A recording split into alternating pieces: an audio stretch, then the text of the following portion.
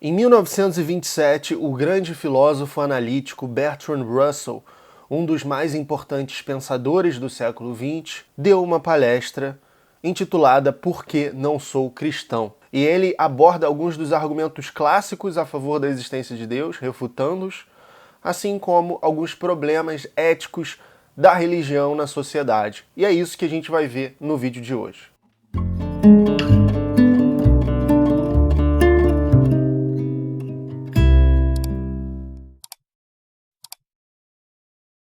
Primeiro de tudo, eu gostaria de te convidar para se tornar membro do canal. Você já sabe, você vai ter acesso ao meu curso sobre Nietzsche, que é um curso contínuo e com leitura detida, assim como a vídeos exclusivos, ao grupo do WhatsApp para a gente trocar ideia, tirar suas dúvidas, e você vai ver o seu nome em todos os meus vídeos do YouTube. Então clique aqui embaixo no botão Seja Membro e já garanta a sua participação. Além disso, eu gostaria de dizer que eu estou agora com um canal de cortes. Você pode se inscrever nesse canal secundário para ter acesso às pequenas pílulas de conhecimento e recortes de discussões e ideias aqui do canal que você pode ter perdido. De até 4 minutos são os vídeos que vão ser publicados lá. Então já se inscreva nesse canal secundário e ajude o meu conteúdo a crescer ainda mais. Se você não conhece, o Bertrand Russell foi um filósofo analítico, assim como Wittgenstein, assim como Whitehead, G. Moore.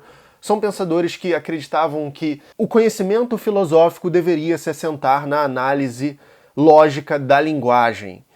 Para conhecer mais sobre a filosofia analítica e a diferença entre filosofia analítica e filosofia continental, assista a este vídeo daqui. Então, dito isso, vamos entrar no texto. Russell começa falando que em outros tempos era muito evidente o que uma pessoa queria dizer quando afirmava que era cristão. No tempo dele, século XX, assim como no nosso, século XXI já não é mais. Existe muita divergência, muita diferença. Então ele apresenta o que ele entende por isso. Ser cristão, segundo ele, pressupõe uma crença em Deus, uma crença na imortalidade e uma crença em Cristo. Ele não deixa claro no texto se a crença em Cristo é de Cristo ser Deus ou apenas uma superioridade moral em torno de Cristo para que uma pessoa seja cristã. Bom, é claro que hoje em dia a gente pode dizer que para uma pessoa ser cristã, ela precisa acreditar que Cristo foi Deus, senão não tem cristianismo. Então vamos ficar com essas premissas e ver o que ele tem a dizer. É claro que Russell diz que ele não acredita em nada disso, mas ele afirma que garante a Cristo uma posição muito alta em termos de caráter moral, embora ele não acredite que esse caráter supera aquele de outras figuras históricas, como Buda ou Sócrates. Isso é muito interessante, porque para muitas pessoas é dado que Cristo pode não ser Deus, mas foi o homem mais sábio, o homem mais moral, mais virtuoso, o que não é necessariamente verdade, e ele faz bem nesse texto em questionar isso, apontando para outros grandes figuras que já tinham até antecedido certos feitos virtuosos atribuídos a Cristo, como Buda ou o próprio filósofo Sócrates, que foi considerado, pelo oráculo de Delfos, segundo Platão, o homem mais sábio da Grécia. Então ele começa falando sobre Deus e refutando os grandes argumentos. Primeiro tem esse argumento da primeira causa, né, que é um dos argumentos do Tomás de Aquino, que é o segundo, né, a segunda via, e que, assim, nesse texto do Russell ele não traz todas as vias, ele faz de um jeito mais ensaístico, né, uma coisa mais casual, mas se você quiser uma refutação das vias, você pode assistir o meu vídeo aqui sobre Deus. E, bom, vamos ver a refutação dele da causa primeira, né? De que é preciso que haja uma causa primeira para a existência das coisas no universo, a existência ontológica das coisas no universo. E essa primeira causa precisa ser chamada de Deus. E ele refuta da seguinte maneira: não há razão para supor que o mundo tenha tido um começo. A ideia de que as coisas devem ter um começo deve-se, na verdade, à pobreza de nossa imaginação. Portanto, talvez eu não precise mais perder tempo com argumentos sobre a causa primeira. Eu também, no meu vídeo anterior sobre causalidade, mostro a refutação do Russell e do David Hume, antes dele, da ideia metafísica de causalidade, que é tomada de um jeito muito simplista na história da filosofia e principalmente na filosofia religiosa. Em seguida, Russell parte para o argumento da complexidade da natureza, que é um argumento, segundo ele, que fica muito famoso no século XVIII, muito marcado por Isaac Newton, Esse argumento atribui a existência de leis naturais a um legislador, o que é uma falácia. Eis a refutação de Russell. Toda a ideia de que as leis naturais implicam um legislador se deve a uma confusão entre as leis naturais e as humanas. As leis naturais são ordens que ordenam que você se comporte de uma determinada maneira, na qual você pode escolher se comportar ou não. Mas as leis naturais são uma descrição de como as coisas de fato se comportam. E sendo uma mera descrição do que elas de fato fazem, você não pode argumentar que deve haver alguém que lhes disse para fazer isso, porque mesmo supondo que existisse, você estaria então confrontado com a questão: por que Deus emitiu apenas essas leis naturais e nenhuma outra? Se você disser que ele faz isso simplesmente por sua própria vontade e sem qualquer razão, você descobrirá que há algo que não está sujeito à lei, e assim sua sequência de lei natural será interrompida. Em seguida, ele vai para o argumento do design, que é o argumento que origina-se, eu acredito que na quinta via do Tomás, mas que é o argumento mais popular hoje em dia, inclusive entre cientistas cristãos. E que eu refutei também nesse outro vídeo, né? E que o Richard Dawkins refuta, enfim. Quando você analisa esse argumento do design, é surpreendente que as pessoas possam acreditar que este mundo, com todas as coisas que nela existem, com todos os seus defeitos, deveria ser o melhor que a onipotência e a onisciência têm sido capazes de produzir em milhões de anos. O argumento do design coloca que o mundo é tão belo, elegante e complexo, precisa ter um projetista para que isso tudo seja possível, isso que nos causa maravilhamento. Olha, também a gente pode olhar e ver que a gente, se fosse ser tão importante assim, por que Deus não nos faria no centro do universo? Por que a gente está à margem, numa galáxia aleatória, num sistema solar aleatório? Porque a gente não é nem o centro do nosso sistema. Por que a gente não é nem o maior planeta? Dá para questionar isso de diversas maneiras. Eu realmente não consigo acreditar. Você acha que, se lhe fosse concedida a onipotência e onisciência e milhões de anos para aperfeiçoar o seu mundo, você não poderia produzir nada melhor do que a Ku Klux Klan ou os fascistas? Além disso, se aceitarmos as leis comuns da ciência, temos de supor que a vida humana e a vida em geral neste planeta desaparecerão no devido tempo. É uma fase de decadência do sistema solar. Num certo estágio de decadência, você obtém o tipo de condições de temperatura e assim por diante, que são adequadas ao protoplasma e à vida por um curto período de tempo na vida de todo o sistema solar. Você vê na Lua o tipo de coisa para a qual a Terra tende: algo morto, frio e sem vida. A entropia está aí também. Então, esses argumentos, eles são muito uma forçação de barra, essa coisa do design. Se fosse um designer realmente preocupado com primatas da Terra, ele poderia fazer um trabalho muito melhor do que esse, dado que ele dispõe de onipotência e onisciência. Em seguida, ele aborda os argumentos morais, começando por um argumento de Kant. Immanuel Kant, o filósofo do iluminista, foi alguém que foi cético epistemologicamente, afirmando na Crítica da Razão Pura que não é possível provar a existência de Deus, da imortalidade, da alma, porque são coisas que estão além da nossa capacidade cognitiva, das nossas faculdades mentais. No entanto, ele acaba criando um outro argumento a favor de Deus, que é o de que a existência de Deus seria uma crença necessária para a sustentação da moralidade, em termos muito resumidos aqui. Russell ataca esse argumento, que é um argumento famoso nessa época e é famoso hoje em dia entre os cristãos mais filosoficamente sofisticados, e vale dizer que é uma leitura muito não ortodoxa de Kant. Então, esse argumento supõe que existe bem e errado. Para que existe certo ou errado, bem e mal, é preciso que Deus exista para ser a fonte desse certo e errado, desse bem e mal. Pois bem, então você chega a duas possibilidades. Ou você acredita que Deus foi precedido pelas leis do certo e errado, e aí ele já não é mais onipotente, porque ele simplesmente pegou essas leis pré-existentes e aplicou no mundo.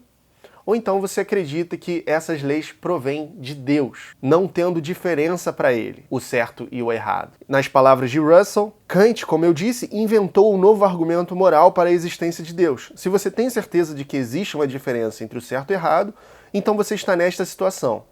Essa diferença é devida ao decreto de Deus ou não? Se for devido ao decreto de Deus, então para o próprio Deus não há diferença entre o certo e o errado. E não é mais uma afirmação significativa dizer que Deus é bom.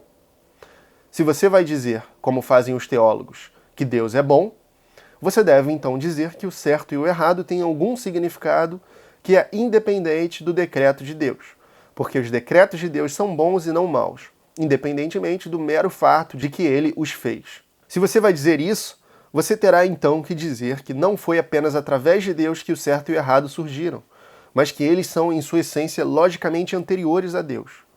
Você poderia, claro, se quisesse, dizer que houve uma divindade superior que deu ordens ao Deus que fez este mundo. Ou poderia seguir a linha que alguns dos gnósticos adotaram, uma linha que muitas vezes pensei ser uma muito plausível, que na verdade este mundo que conhecemos foi feito pelo diabo no momento em que Deus não estava olhando. Há muito a ser dito sobre isso e não estou preocupado em refutá-lo. Se você quiser conhecer melhor do gnosticismo, assista esse meu vídeo aqui, mas é basicamente essa ideia do cristianismo primitivo, que foi um cristianismo com muitas vertentes variadas, consideradas hereges, entre elas a dos gnósticos, que acreditavam que o Deus que você vê na Bíblia, né, cujas ações você estuda a partir da Bíblia, é um Deus maligno, é uma divindade inferior, chamada Yaldabaoth. E o Deus bondoso, verdadeiro, o chamado protopai, está distante, inacessível, mas de vez em quando ele se dá conta do problema dessas criaturas aqui e manda uma ajuda. Jesus Cristo teria sido essa ajuda, de acordo com os gnósticos. É claro que o Russell não acredita nisso, eu também não acredito em nada disso, mas ele usa como um exemplo para dizer que talvez isso fosse mais plausível do que a própria vertente ortodoxa, dado que o mundo que a gente vê aqui não é um mundo de flores, né? Não é um mundo tão bondoso e perfeito assim. Russell rejeita a ideia de justiça divina de um ponto de vista cético. Esse é um tópico seguinte que ele aborda. Se tomássemos esse mundo como exemplo, veríamos que ele não é justo e que em outros lugares, portanto, a gente poderia supor que esses lugares também não são justos como esse mundo não é justo. Se você olha para um saco de laranjas e você vê que as primeiras laranjas estão podres, você pode supor que as de baixo também vão estar podres. É o argumento que ele dá. É claro que a gente está falando aqui, por exemplo, de um paraíso, seria uma instância outra, completamente diferente, sobrenatural, e que não faria sentido supor que fosse igual a esse mundo. E isso eu acho que o Russell esquece de fazer esse adendo. Mas tudo bem, você pode questionar dizendo, olha, cadê a prova desse sobrenatural?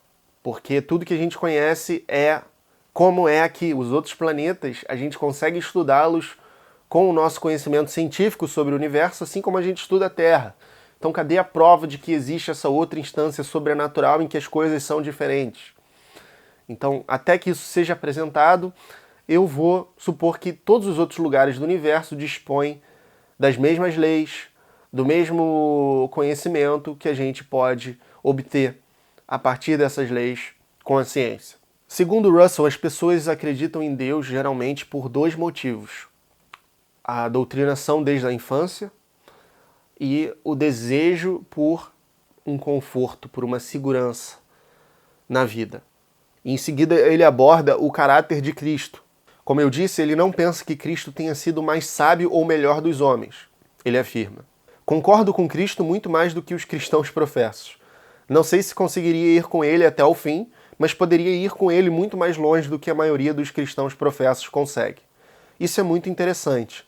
Russell admira o dar a outra face, algo que ele observa não ser original de Cristo, já existente em Buda ou Lao Tzu antes dele. Admira também o não julgue se não queres ser julgado, o que ele observa que não é praticado por muitos cristãos e, sobretudo, em posições de poder. Se queres ser perfeito, vai e vende tudo o que tens e dá-os aos pobres. Então, tem essa máxima de Cristo. É claro que a tradução mais precisa não é essa, mas você sabe de qual parte eu estou falando. Certamente não é seguida, segundo Russell, pela maioria dos cristãos. São os cristãos realmente cristãos? É um bom questionamento. Então, Russell segue para apresentar defeitos nos ensinamentos de Cristo. A Bíblia dá a crer que Cristo acreditava que sua segunda vinda aconteceria em breve, no tempo de vida das pessoas que estavam vivas então, tanto que ele recomenda a elas abster-se de práticas mundanas, como na seguinte passagem: Alguns dos que aqui estão não provarão a morte até que o Filho do Homem entre no seu reino.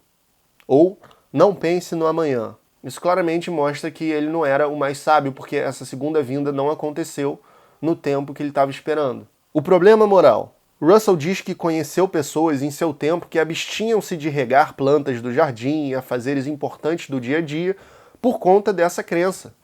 Nesse sentido, ele conclui que Cristo não pode ter sido tão sábio, uma vez que não ocorreu essa segunda vinda quando ele dizia que ocorreria. Cristo acreditava no inferno, ainda por cima.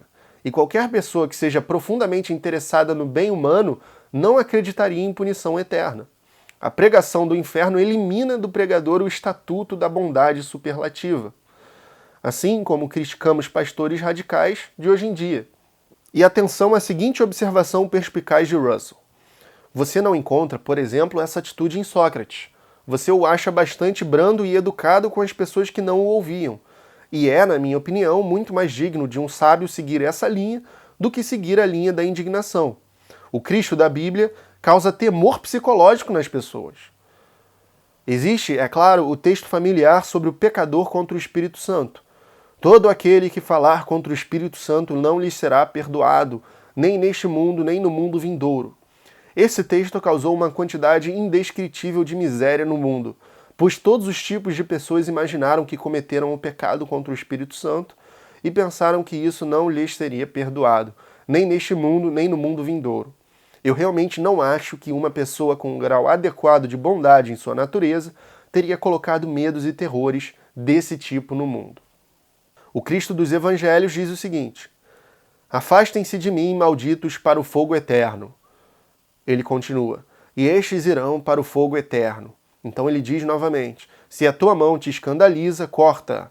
É melhor para você entrar na vida mutilado do que, tendo as duas mãos, ir para o inferno, para o fogo que nunca se apagará, onde o verme não morre e o fogo não se apaga. Russell argumenta que essa doutrina é uma doutrina de crueldade, sendo Cristo um protagonista na sua pregação. Há também, diz Russell, partes de menor importância que também denotam uma imperfeição ética de Cristo, como por exemplo a parte em que ele manda os demônios dos endemoniados, eu acho que eu pronunciei isso certo, para os porcos, o que é muito injusto com os porcos, se você olhar do ponto de vista da ética dos animais hoje em dia. Ele simplesmente joga os demônios nos porcos e os porcos vão lá e se jogam na água e morrem. Isso não é muito compatível com a ideia de que seria um ser humano bondoso. Você poderia dizer que um ético ambientalista hoje em dia seria mais bondoso nesse sentido do que Cristo. Eu não consigo sentir que, nem em matéria de sabedoria, nem em matéria de virtude, Cristo seja tão elevado quanto algumas outras pessoas conhecidas na história. Acho que deveria colocar Buda e Sócrates acima dele nesses aspectos. Em seguida, ele aborda o fator emocional. Não creio que a verdadeira razão pela qual as pessoas aceitem a religião tenha algo a ver com a argumentação. Elas aceitam a religião por motivos emocionais. Dizem-nos muitas vezes que é muito errado atacar a religião, porque a religião torna os homens virtuosos. Assim me disseram, eu não percebi isso. Russell chega a defender que a religião organizada é a principal fonte de atraso no progresso moral do mundo. Ele dá um exemplo. Suponhamos que neste mundo em que vivemos hoje, uma jovem inexperiente esteja casada com um homem sifilítico. Nesse caso, a Igreja Católica diz: este é um sacramento indissolúvel. Vocês devem suportar o celibato ou permanecer juntos. E se vocês ficarem juntos, não devem usar métodos anticoncepcionais para evitar o nascimento de crianças sifilíticas. Ninguém cujas simpatias naturais não tenham sido distorcidas pelo dogma, ou cuja natureza moral não esteja absolutamente morta por todo o sentimento de sofrimento, poderia sustentar que é certo e apropriado que esse estado de coisas continue. É um argumento perfeitamente razoável. E é um ótimo exemplo que você encontra em outras religiões também, como no Islã, de como que os dogmas arcaicos atrasam o progresso moral e prejudicam o bem-estar das pessoas. Bom, ele conclui com uma sessão, né, o que devemos fazer, what we must do. E é um texto muito bonito nessa parte. E eu vou ler grande parte dele para vocês. Queremos manter-nos sobre os nossos próprios pés e olhar de forma justa e honesta para o mundo, os seus fatos bons, os seus fatos maus, as suas belezas e a sua feiura. Veja o mundo como ele é e não tenha medo dele. Conquiste o mundo pela inteligência e não apenas sendo subjugado servilmente pelo terror que dela advém. Toda a concepção de Deus é uma concepção derivada dos antigos despotismos orientais. É uma concepção bastante indigna dos homens livres. Quando você ouve pessoas na igreja se rebaixando e dizendo que são pecadores miseráveis e todo o resto parece desprezível e indigno de seres humanos que se prezem. Eu concordo totalmente com o Sr. Caro Russell. E eu espero que você que está assistindo isso também. Deixe aqui nos comentários a sua opinião e aproveite para se tornar membro do canal, para apoiar o meu trabalho, para disseminar a cultura e o conhecimento aqui no YouTube para as pessoas, especialmente pessoas que não têm acesso a uma educação formal. E eu vejo você no próximo vídeo.